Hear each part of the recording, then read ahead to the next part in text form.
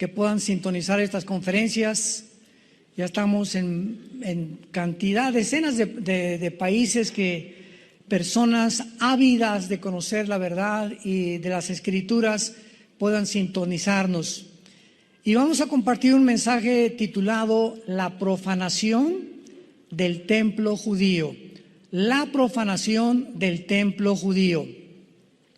Antes de entrar en materia, solamente quiero establecer algunos puntos importantes porque se acerca un tiempo que la Biblia profetiza llamado la gran tribulación. Mateo 24, 21. Porque habrá tribulación como nunca antes la ha habido, dijo Jesucristo. Estas son palabras del Señor Jesucristo. Porque habrá tribulación como nunca antes en la historia ha habido.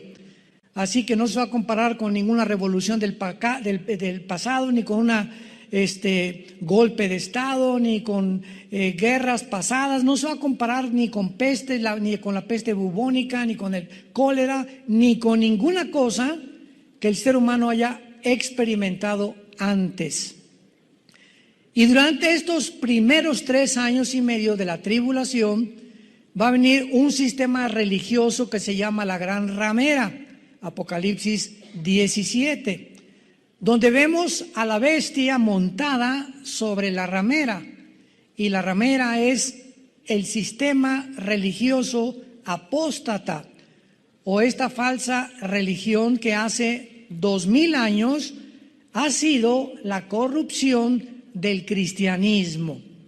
Cuando en el año 250-275 el cristianismo ya dejó de ser perseguido, el último emperador Constantino absorbió el cristianismo como la religión oficial del Imperio Romano, y el Imperio Romano, que era político, simplemente dio la vuelta o se transformó de lo político a lo religioso. Ya no se llamó el Imperio Romano, sino se llamó el Sacro Imperio Romano, porque ahora sería la religión la que gobernaría a los seres humanos por casi 18 siglos. Así que vino lo que se conoce como el papado, y este libro que se llama la Biblia fue cerrada. Fue cerrada la Biblia, y entonces en todo este periodo donde los hombres comenzaron a gobernar la religión sin consultar la Biblia, es lógico que hayan comenzado a introducir doctrinas o tradiciones o paradigmas no bíblicos. Y así vinieron todas las herejías con las que fue permeado el cristianismo, hasta que aproximadamente en 1625, un hombre llamado Martín Lutero, que era un monje en Alemania, le cae de alguna forma milagrosa la Biblia, comienza a leer Romanos capítulo 1, donde dice: el justo por la fe vivirá. Y Martín Lutero inicia una revolución que se llamó la Revolución o la Reforma Protestante, donde fueron establecidos 3 puntos importantes: sola escritura, o sea, nada más la Biblia es la única autoridad; solo fide, solo es por la fe; y solo Cristo. Entonces, bajo estos 3 fundamentos vino un cambio radical, donde el Vaticano comienza a perseguir a los que les llamó protestantes. ¿Por qué? Porque protestaban en contra de que el Vaticano no podía haberse adjudicado el derecho de decir lo siguiente: solo bajo Roma hay salvación. Y el que no aceptara que era Roma, no la Biblia, no Cristo, no la fe, sino la institución religiosa era la que salvaba al ser humano, entonces iniciaron lo que se conoció como la Inquisición, por el señor Torquemada, un español que nombró un papa para que mandara torturar, matar y expropiar sus propiedades a toda la persona que no aceptara que Roma salvaba. Posteriormente vinieron las cruzadas, donde mandaron a Ignacio de Loyola, un soldado del Vaticano, y se pintaron aquí una cruz. Hay muchas películas de esto, y los mandaron a Jerusalén a matar a los musulmanes y a los que no, y judíos que no aceptaran, ¿verdad? Y a sacarlos de Jerusalén para que Roma se posicionara de la ciudad de Jerusalén.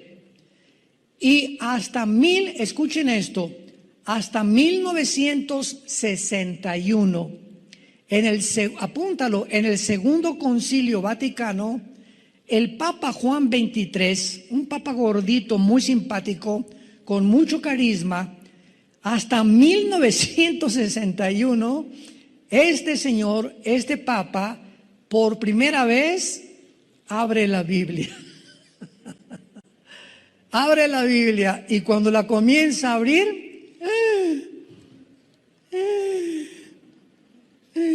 comienza a respirar, comienza a darse cuenta y dice: Dios mío santo, ¿cómo es posible que hemos estado enseñando tantas cosas que no están en la Biblia? Y el Papa Juan XXIII fue el primer, podríamos llamar, reformador de Roma, porque él prohíbe que ya no se diga las misas en latín. Pregúntale a tus abuelos o a tus padres antes de los 60, ¿verdad? Yo me acuerdo de niño, estaba chiquito, 4 o 5 años, pero me acuerdo que nos entrenaron después para ser acólitos. Mi hermano Alejandro y yo fuimos educados en colegios lasallistas. Yo estuve en el colegio salesiano de Saltillo, me corrieron a los 6 meses porque era un buscapleitos de primera. Y todas estas cosas que nos enseñaron era latín. Entonces los acólitos o monaguillos, en aquel tiempo entraba el cura a levantar el cáliz, y nosotros, uno en cada esquina, teníamos que oír lo que decía en latín y contestarle los monaguillos. Para eso eran los acólitos, contestarle al cura lo que él estaba diciendo. Entonces cuando el cura entraba y decía: introibo al altar Dei, o sea, me introduzco al altar de Dios, porque él estaba diciendo que estaba entrando al lugar santísimo. Teníamos que contar Adeam Collectifica Juventutes Meam en latín. Todavía me acuerdo de estas contestaciones en latino. Y después pasó el tiempo y entonces quitaron el latín, mandó quitar los santos. Hay muchas iglesias que, aunque no los quitan, pero ni de chiste, en la mayoría, que comenzaron a permitir la música dentro. Y además lo más grande fue que por fin Roma, después de casi 2000 años, permite que el pueblo lea la Biblia. Se permitió la lectura de la Biblia al populus. Y gracias a Dios que desde los 60, 70 hay cantidad de católicos ya. Mi abuela fue una de ellas, mi mamá también, que murió hace poco, de 93 años. Mi abuela de 98 murió, materna. Comenzaron a leer la Biblia, se les cayeron las vendas de muchas cosas, comenzaron a preguntar: oye, y explícame esto y explícame aquello. Y vino una revolución tremenda, y ahorita hay tal vez miles o millones de católicos que han conocido a Cristo como su Salvador, leyendo las Escrituras. Y desde luego que la mayor parte de los católicos que han comenzado a leer la Biblia, si realmente han aceptado a Cristo como su Salvador, tarde o temprano tienen que salirse de esa ideología, de esa institución. ¿Por qué? ¿Verdad? Porque el Espíritu Santo vino a iluminar nuestra mente y mostrarnos la verdad. Entonces, ¿qué fue lo que sucedió? Que el anticristo va a establecer un templo después de los primeros 3 años y medio, porque los primeros 3 años y medio va a ser un papa el director del sistema religioso apóstata. Y una de las cosas más interesantes que han pasado en estos últimos meses, yo estoy asombrado de todo lo que está pasando. ¿Supieron ustedes que el Papa Francisco fue a Irak? Bueno, ustedes saben que en Irak, en el área de Irak o en la Mesopotamia, estoy hablando de Irak, Siria e Israel, se inició la civilización. Desemboca en el Golfo Pérsico. Entonces, cuando encontramos en el Apocalipsis el río Éufrates se secó para que pasaran los reyes del oriente en el Antiguo Testamento y Babilonia cayó junto al río Éufrates, nos damos cuenta que la palabra Babilonia está atribuida actualmente a la nación de Irak. Y que la Biblia dice en Zacarías capítulo 5, versículo del 5 al 11, que en los últimos tiempos va a ser levantado un templo en Irak. Y Jeremías 50-51 habla claramente que Irak se convertirá en un imán para que las naciones lo ataquen. Y la Biblia dice claramente que en la ciudad de Irak serán los cuarteles generales del anticristo. ¿Me escucharon? En Irak se establecerán los cuarteles generales del anticristo y además estarán en Irak o en Babilonia el centro comercial más grande del mundo y de las finanzas. Wall Street de Nueva York se cambiará al Medio Oriente. Y allí estará el falso profeta gobernando la economía e imponiendo a los seres humanos la marca del 666 o la marca del anticristo. Y ahora que leo que el Papa fue a Irak, digo, Dios mío santo, ¿con qué velocidad las profecías se están precipitando? ¿A qué fue? Bueno, ya leyendo, ¿verdad? Dice que él fue a unir a las religiones y a juntarse con el archimandrita griego y a juntarse con los directivos de otras religiones, musulmanes, etcétera, etcétera. Y es importante que ahora en Irak y en el área de Arabia Saudita se esté construyendo un templo para las 3 religiones del mundo. Lo pueden encontrar ustedes en el internet. Esto es impresionante, me pone los pelos de gallina. Va a ser un edificio para los católicos, otro para los judíos, otro para los cristianos. Y ahí fue el Papa y la Biblia profetizó que esta región geográfica se convertiría en el centro del comercio y en el centro de la política internacional.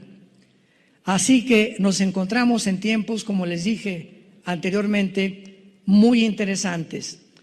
En el libro Apocalipsis capítulo 13 que acaban ustedes de abrir, dice la Biblia en el versículo 11, vi otra bestia que subía de la tierra con 2 cuernos semejantes a los de un cordero, pero hablaba como dragón.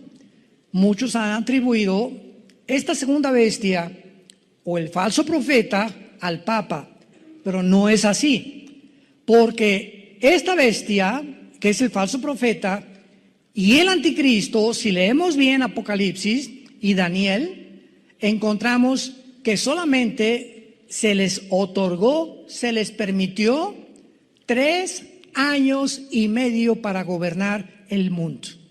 Nada más. Y el falso profeta y el anticristo, al terminar la gran tribulación o los últimos 3 años de la tribulación, los dos van a ser arrojados al lago de fuego. Así que no puede el falso profeta ser el jefe del sistema religioso de la gran ramera. El sistema religioso, Apocalipsis 17, es Roma.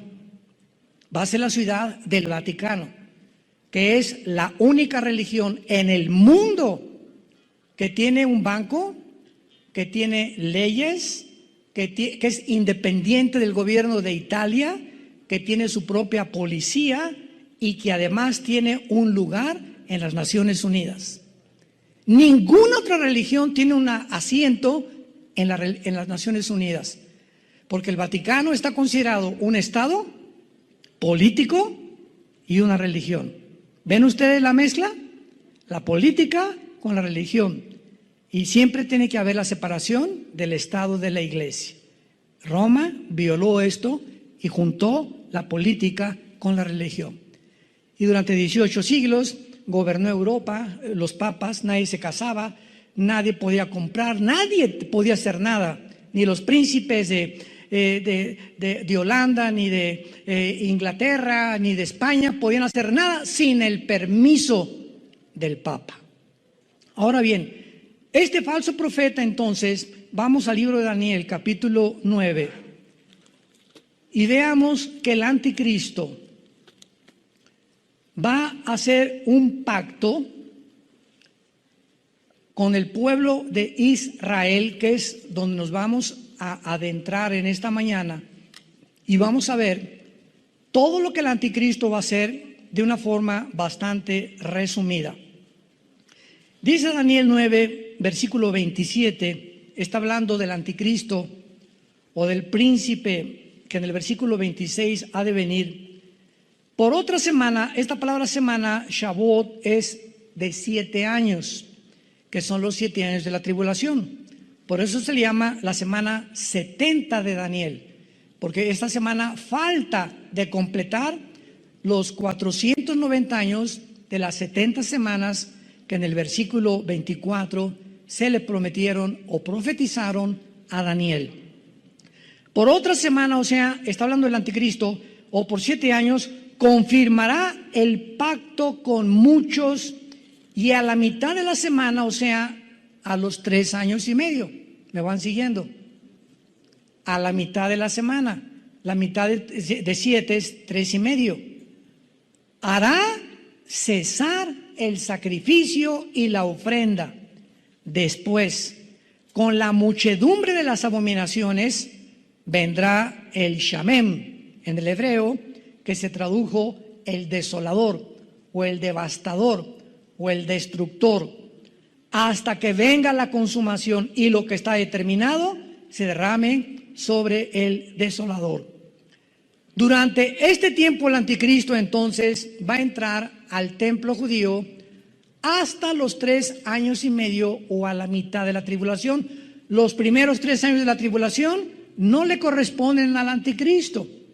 Él estará como un espectador o teniendo relaciones con el Vaticano, pero el Vaticano impondrá un sistema o una religión del ecumenismo, se llama, de unir a todos, musulmanes, hindúes, católicos, protestantes, apóstatas, etcétera, etcétera, bajo una sola bandera. Esto lo inició el Papa Juan Pablo II, cuando en los 90s fue a la ciudad de Isis, ahí en Italia, y ahí el Papa juntó a brujos, juntó a archimandritas, juntó a musulmanes, juntó a hindúes, juntó a todos los líderes que pudo juntar para orar juntos por la paz del mundo, bajo esa bandera. Vamos todas las religiones a orar por el mundo entero. Se oye muy bonito, ¿verdad? Y se oye muy loable, y se oye también, digo, ¿verdad? Cualquiera podría decir, bueno, pues esto es algo, ¿verdad?, que necesitamos hacer. Pero la pregunta es que la Biblia dice, ¿podrán 2 juntos caminar si no estuvieran de acuerdo? ¿Le estamos orando al mismo Dios? ¿Cómo puedo yo orar con un musulmán cuando él le ora a Alá y él me puede decir amén? Cuando mi Dios es el Dios de la Biblia, el Dios de Dios es Mahoma o Alá. ¿Cómo puedo orar con un hindú cuando tienen 7 millones de dioses? Oye, ¿a cuál estás orando? ¿A cuál de todos le estás pidiendo? Entonces, esto es una bandera que suena bonito, juntemos todas las religiones, pero a los ojos de Dios es una abominación. Dios es el único Dios verdadero y es el primer mandamiento. Adorarás a Dios, tu Dios, sobre todas las cosas. No te harás imagen ni escultura, ni adorarás ni te inclinarás ante ningún otro Dios. Cuando venimos a la Biblia, venimos al único Dios, y ese Dios es un Dios celoso, en el sentido que nos dice desde ahora, deja tus ídolos, deja todo aquello que tú considerabas que podías juntarlo, porque yo soy el único Dios verdadero y quiero que me conozcas, que me sirvas y que me adores en espíritu y en verdad. Muy bien, veamos entonces rápidamente lo que hará el anticristo durante este tiempo. Se los voy a deletrear rápidamente. Número 1, va a anular a la mitad de la tribulación el pacto que firmó. Ahorita lo vamos a ver en Isaías 28. Va a anular el pacto. 2. Va a participar con Israel en mentiras y engaños. 3. El pacto que va a hacer con Israel, la Biblia le llama un pacto con la muerte y con el infierno. Lo vamos a ver en Isaías 28 ahorita también. 4. La muerte y el infierno, qué interesante, aparecen en el cuarto sello del Apocalipsis, como la muerte y el Sheol, o como el infierno y la muerte. Número 5, Israel va a firmar este pacto y lo va a aceptar por temor a una invasión militar, y se le va a conceder reconstruir el templo judío. Por eso los rabinos van a ser engañados, porque el anticristo les va a prometer que van a reconstruir su templo y que nadie se va a intervenir, ni los musulmanes se lo van a quitar. Y pues rápidamente los judíos van a firmar el pacto con el anticristo. Número 6, el verdadero contenido del pacto no va a tener nada que ver con el conflicto con los palestinos, porque ahorita está hirviendo Israel entre los palestinos y entre los judíos. El presidente Joe Biden declaró hace algunos días de que él iba a buscar la manera de que se estableciera dentro de la tierra de Israel un Estado palestino. Ahorita los palestinos dentro de Israel ocupan dos lugares principales: la Franja de Gaza, que está hacia el mar, donde se conoce, ¿verdad?, como la Filistea del Antiguo Testamento, y donde el gobierno de Mahmoud Abbas, el jefe de la organización terrorista de Hamas, la palabra Hamas en el hebreo significa los violentos, están al frente explotando a los palestinos, porque el pobre pueblo no tiene la culpa. Y cuando bombardean y lanzan cohetes a Israel, no son los palestinos, son el grupo terrorista de Hamas, dirigido por Mahmoud Abbas, y se esconden en los hospitales y en las escuelas para decir: no, los judíos nos contestaron el fuego y nos destruyeron los hospitales y las escuelas. Cuando usan de escudos a los niños y a los enfermos y a los médicos para justificar sus crímenes. Entonces ahorita toda la Franja de Gaza está ocupada por un grupo terrorista y por el pueblo palestino, que está sufriendo lo que este grupo está haciendo. Y también dentro de Israel está lo que se conoce como Judea, que es la zona donde está la ciudad de Jericó. Y ahí están los palestinos controlando Belén, donde nació Jesús. Ahí están ellos, y Jericó.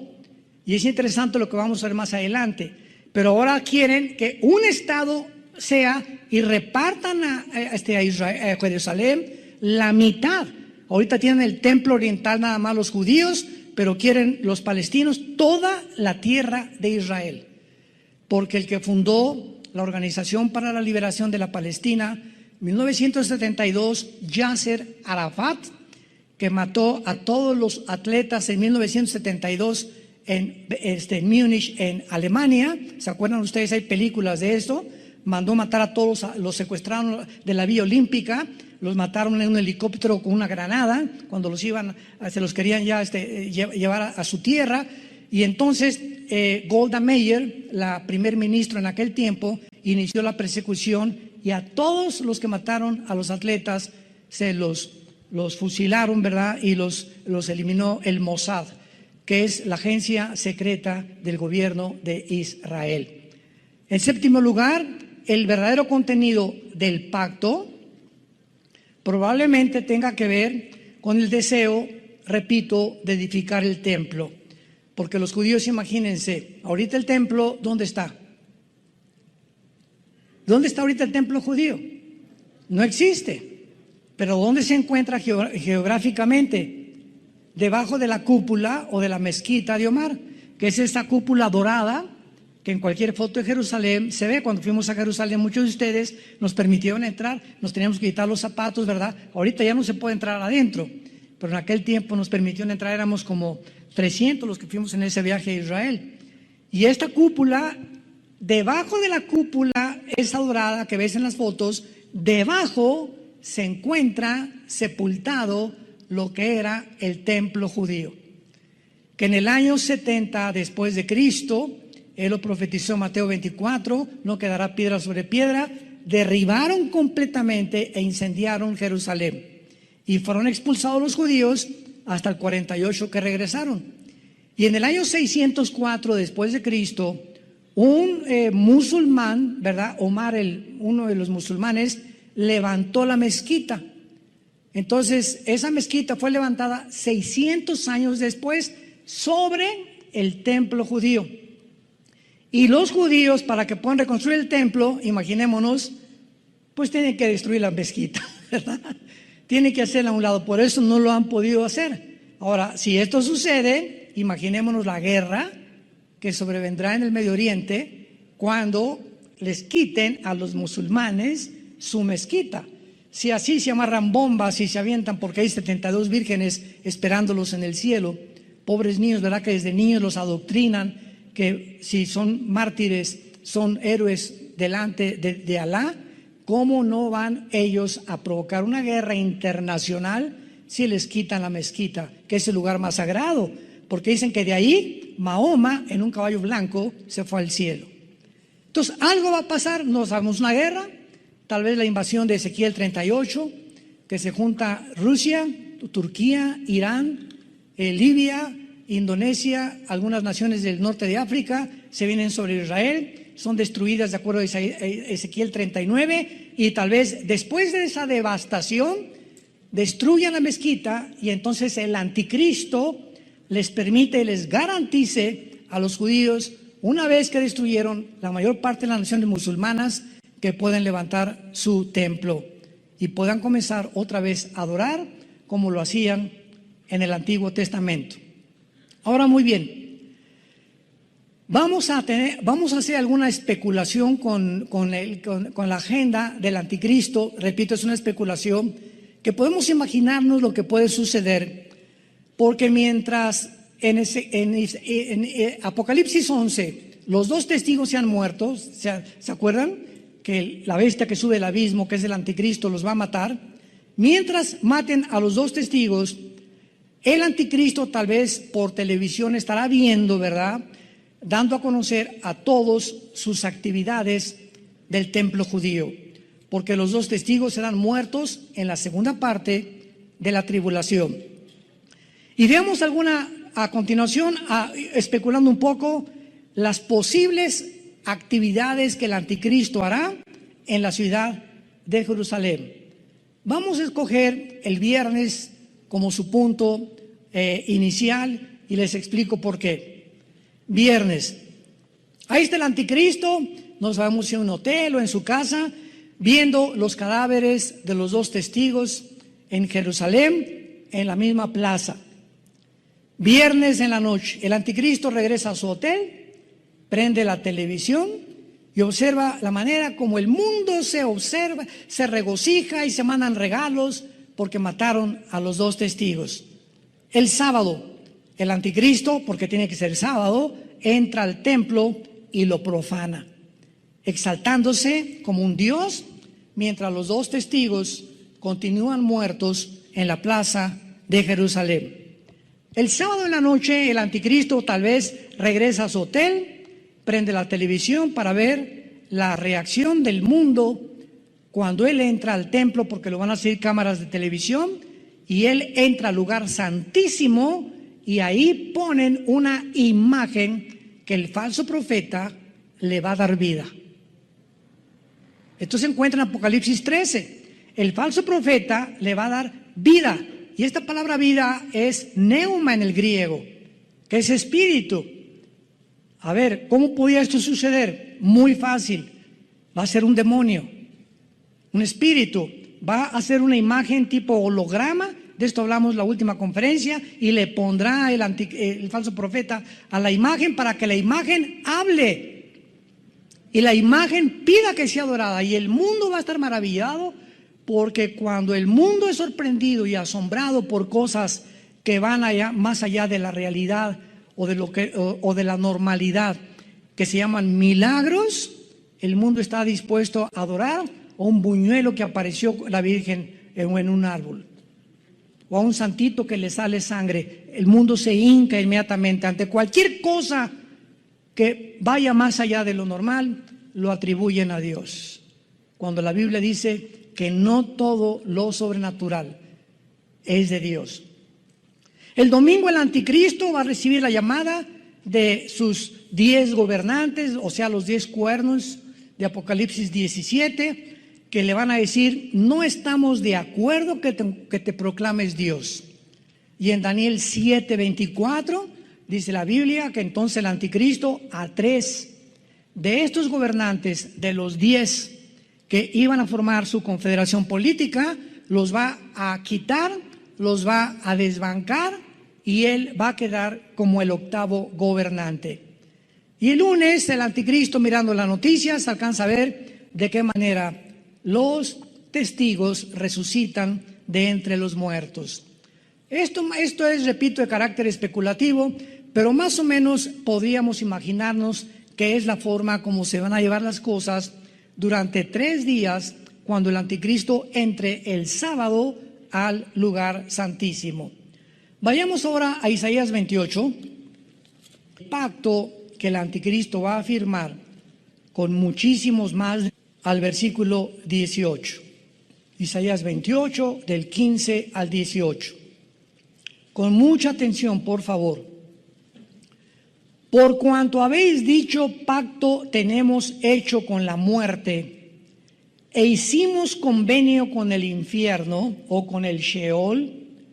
Cuando pase el turbión, la palabra turbión apunta, lo es la tormenta o una inundación militar. Pase una tormenta militar o una invasión militar que se llama turbión, la palabra shakat en el hebreo, no llegará a nosotros. Es lo que el pueblo judío está pensando. Porque hemos puesto, así que nos informan que Israel ha firmado un pacto para evitar una turbión o una invasión militar. Desde luego, y la invasión militar azotará a Israel, porque no es cierto que el anticristo los va a proteger más que por 3 años y medio. Versículo 16. Por tanto, Jehová el Señor dice así: he aquí yo he puesto en Sión por fundamento una piedra, que es Jesús, piedra probada, angular, preciosa, de cimiento estable. El que creyere no se apresure. ¿Qué está diciendo Dios? En lugar de que ustedes hayan hecho un pacto con el anticristo, yo anteriormente voy a poner una piedra firme, angular, preciosa, y sabemos que se refiere a la persona de Jesucristo. Y anuncia a Dios con casi 700 años de anticipación: el que creyere no se apresure. O sea, no se apresuren, judíos que van a vivir en ese tiempo, a firmar con el anticristo, porque no todos los rabinos van a firmar. Van a haber muchos que van a decir: ahora entiendo lo que Dios dijo, no voy a firmar este pacto. Y Dios los va a proteger en la ciudad de Petra, al sur de Jordania, de acuerdo a Isaías 63, del 1 al 3. Y dice el versículo 17: y ajustaré el juicio a cordel y a nivel la justicia, y granizo barrerá el refugio de la mentira, y aguas arrollarán el escondrijo. Cuando dice la Biblia: ajustaré el juicio a cordel y a nivel la justicia, son instrumentos para construir. Todos los arquitectos usan una plomada, que lo que significa cordel y nivel de la justicia, dándonos a entender el Espíritu Santo que es realmente la construcción y la edificación del templo de los judíos lo que va a ser levantado durante este tiempo. Y versículo 18 termina diciendo: y será anulado vuestro pacto con la muerte y vuestro convenio con el Sheol. No será firme cuando pase el turbión o cuando pase esta invasión militar, serán pisoteados. Desde este momento el anticristo se proclama Dios, implica que él deshará las 3 religiones más importantes de su tiempo, que serán el sistema de la ramera, el judaísmo y el cristianismo. Va a acabar el anticristo con estas tres religiones y él va a proclamarse Dios. Vayamos a segunda de Tesalonicenses, donde el Espíritu nos revela esta revelación. Segunda de Tesalonicenses 2, versículos 3 y 4. Nadie los engañe, escribe Pablo, de ninguna manera, porque no vendrá sin que antes venga la apostasía y se manifieste el hombre de pecado, el hijo de perdición, el cual se opone y se levanta contra todo lo que se llama Dios o es objeto de culto, tanto que se sienta en donde, ahí está, a los 3 años y medio, el anticristo entra al templo de Dios, como lo hemos visto en otras escrituras, entra al templo de Dios como Dios, haciéndose pasar por Dios. Ahí dice el anticristo, no hay ninguna religión. Se acabaron todas las religiones. Yo soy Dios. Y él repite y consuma y termina y finaliza la mentira del huerto del Edén. Cuando inició la creación, la serpiente le dijo a Eva: no es cierto que vas a morir, serás como Dios. Y la mujer entendió esto y aceptó comer del fruto del bien y del mal. Esa mentira es la que más adelante habla claramente el versículo 11 de la segunda carta de Tesalonicenses, que van a creer la mentira. Es la mentira que ha recorrido toda la historia del ser humano. El hombre ha creído lo que la serpiente le dijo a Eva y los hombres se han endiosado con ellos mismos. Alejandro el Magno, Aníbal, Napoleón Bonaparte, Saddam Hussein, José Stalin, Adolfo Hitler, Benito Mussolini, etcétera, etcétera, etcétera. Todos los grandes conquistadores, todos los grandes dictadores creen y han creído que ellos pueden controlar el mundo. Y todos, Nabucodonosor, todos han querido, los Césares romanos, se hicieron adorar como dioses. Y llegamos al siglo XXI, donde los seres humanos siguen creyendo que somos dioses. Si tú no tienes a Cristo, has creído la mentira de la serpiente. ¿Por qué? Porque has creído que tú puedes hacer tus 10 mandamientos. Yo no necesito los 10 mandamientos de Dios. Yo no necesito el código moral de Dios. Yo no necesito los principios de ética de Dios. Yo puedo hacer y determinar lo que es bueno y lo que es malo. Lo que yo hago nadie puede decir, yo sé que yo estoy bien, y comienzas a convertirte en un Dios. Esta es la razón por la cual el ateísmo es insostenible filosóficamente. Porque si tú vienes y me dices, pues yo soy ateo, yo te contesto, bueno, me estás diciendo que no crees en ningún Dios, ¿verdad? Es una contradicción filosófica, porque al decirme no creo en Dios, me estás diciendo que tú eres Dios. Porque si no hay Dios, eres Dios para ti mismo. ¿Qué significa Dios? Un ser supremo absoluto. Y tú estás erigido como tu ser supremo y absoluto. Y si tú me dices que no crees en ningún Dios, entonces tú pones las reglas. Y tú estableces tu forma de vivir. Y solo Dios puede hacer eso. Cabeza de almóndiga. Como me dijo una vez mi abuelo cuando yo le dije que yo era ateo. Ahora veamos claramente algo que es muy importante, que es en el capítulo 24 de Mateo. Uniendo esto a lo que hemos leído, el Señor Jesucristo, previendo lo que iba a pasar cuando el anticristo violara el pacto con los judíos y a los 3 años y medio se metiera e iniciara la persecución contra ellos. Vean lo que dice Mateo 24, versículo 15 en adelante, de las palabras de Jesús. Por tanto, cuando veáis en el lugar santo, o sea, en el lugar dentro del templo, ¿verdad? El Kodesh HaKodashim, o el lugar santísimo, así se dice en el hebreo, Kodesh HaKodashim, que es el lugar donde el sacerdote entraba una vez al año a ofrecer sacrificio. Cristo está diciéndoles, cuando vean en el lugar santo la abominación desoladora que habló, ¿quién? El profeta Daniel. El que lea entienda, o sea, la gente en el tiempo del anticristo podrán ser testigos cuando realice este acto abominable de entrar al templo, y desde luego la gente que esté dentro del templo. Y Jesús está refiriéndose, como lo vamos a ver más adelante, y esto nos pone los pelos de punta, como lo vamos a ver. Cuando veáis a la abominación desoladora que habló el profeta Daniel, entonces los que estén en Toluca,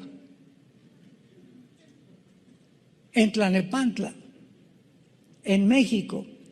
¿Por qué Cristo describe un lugar geográfico?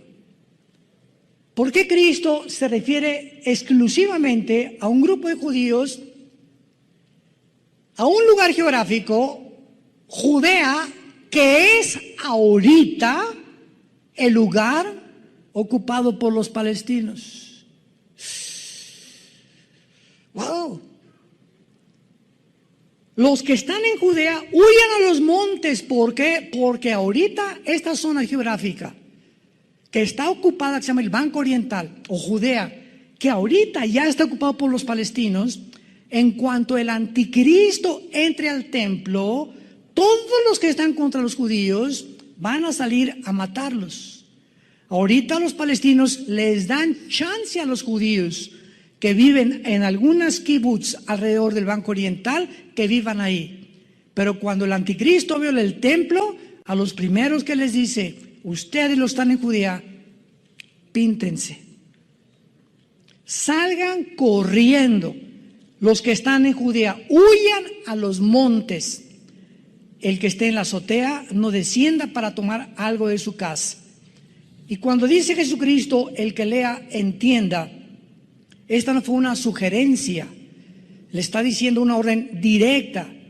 En otras palabras, debido a la importancia y a los detalles de este versículo, todo el que lea esto debe comprender que es urgente que no regresen a su casa ni por lo que hayan dejado, ni por el pasaporte, ni por nada. Cuando vean ustedes en la televisión, el anticristo entró al templo, salgan corriendo, porque los que no obedezcan les va a pasar lo que le pasó a la mujer de Lot cuando huyeron de Sodoma y de Gomorra. ¿Se acuerdan? Apocalipsis 19.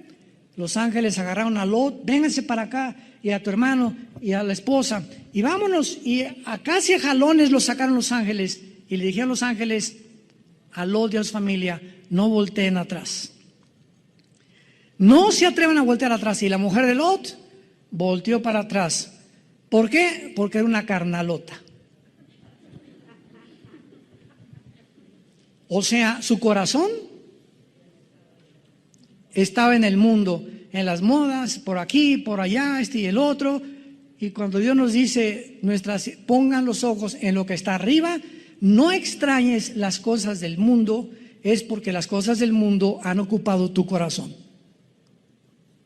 Y cuando dice, no voltees atrás, pero mi collar de oro, mis dólares, mis shakes, me esperas voy por ellos. No regresen para nada, porque tu vida vale más que todo lo que puedas tú haber juntado en todo tu corazón. No volteen hacia atrás, huyan.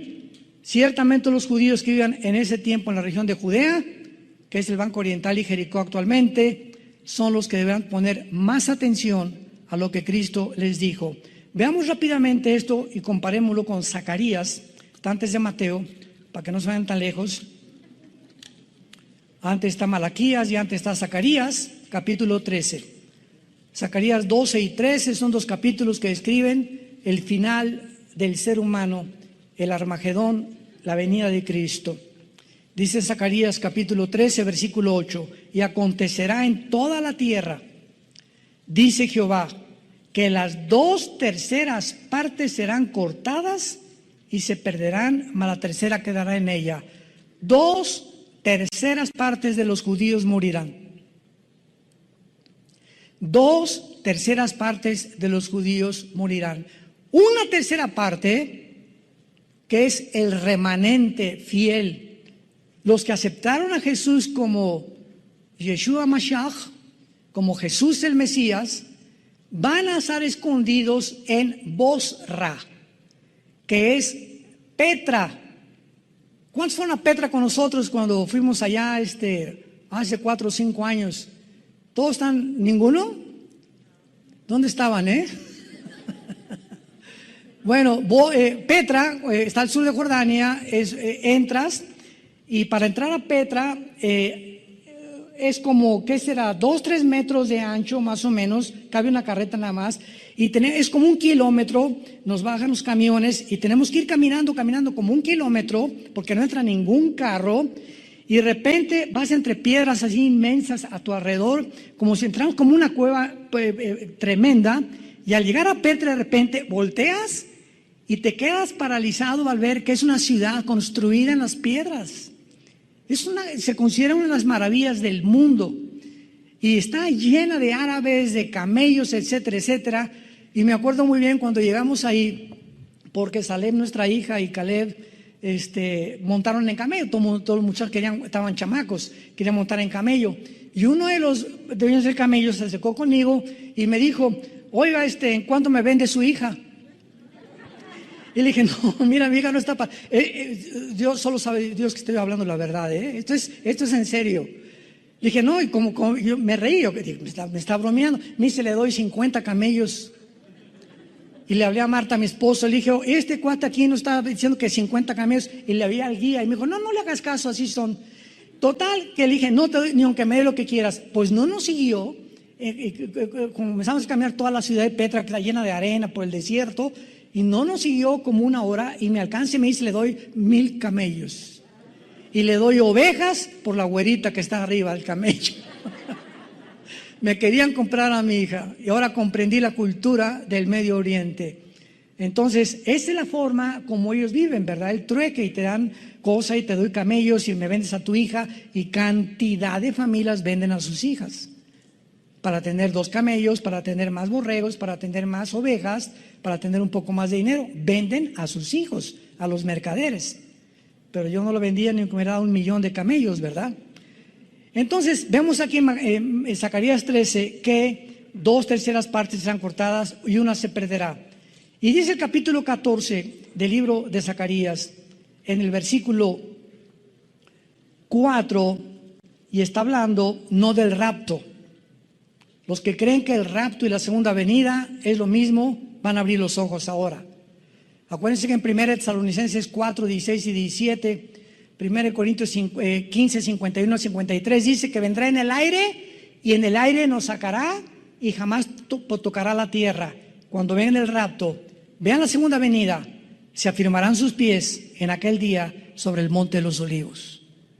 Cuando Jesús regrese con nosotros por segunda vez, ya estemos con Él en el cielo, va a tocar con sus pies el lugar donde lo crucificaron, y que está enfrente de Jerusalén al oriente, y el monte de los olivos se partirá por en medio, hacia la derecha y a la izquierda, oriente y occidente, haciendo un valle muy grande, y la mitad del monte se apartará hacia el norte y la otra hacia el sur. Cuando venga Cristo con nosotros, pondrá sus pies, tocará el monte de los olivos y se hará una cruz.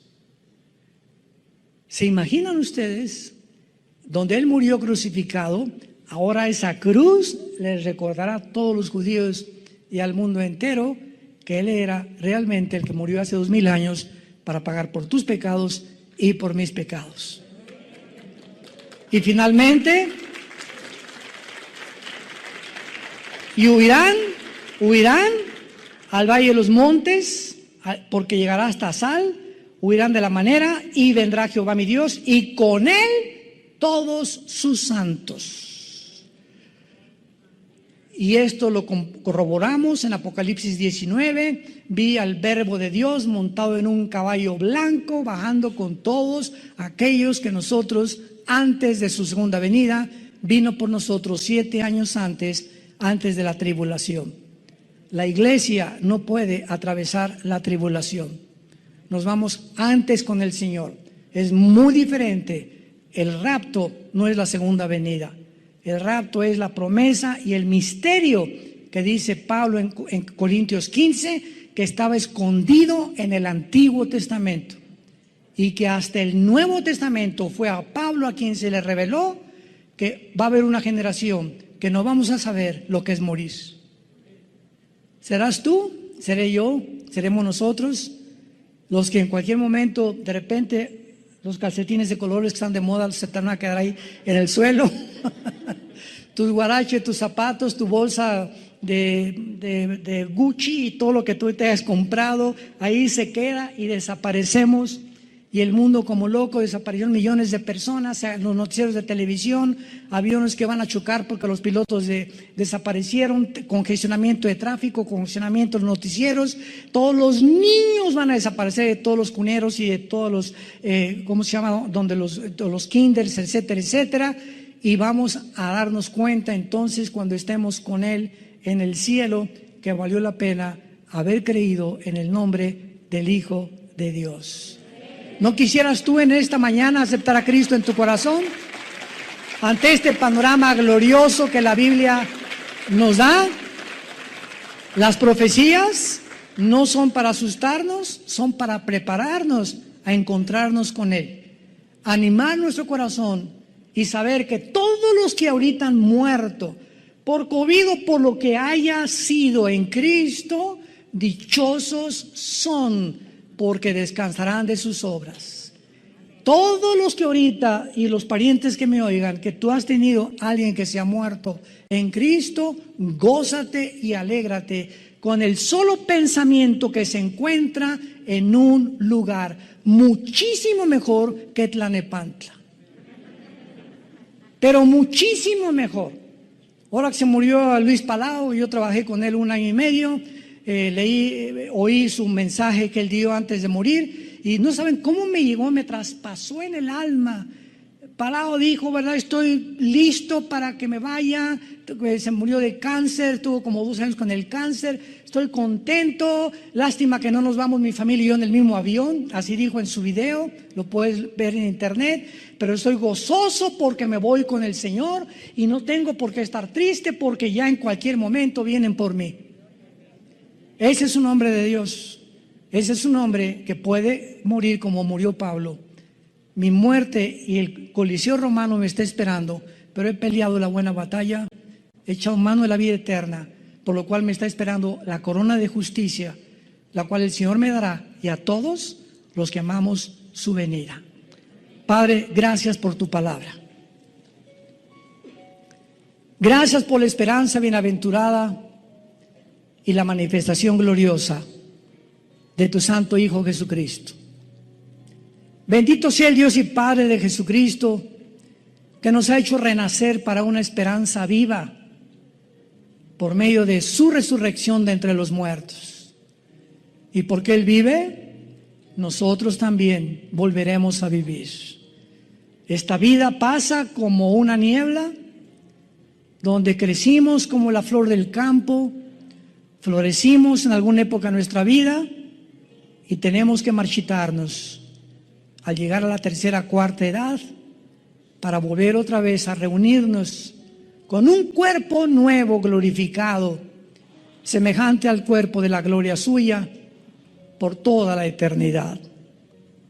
Gracias por esta esperanza, Jesús, por haber vencido la muerte y haber traído esta esperanza, porque no somos animales, ni somos el resultado de una evolución fortuita ni accidental.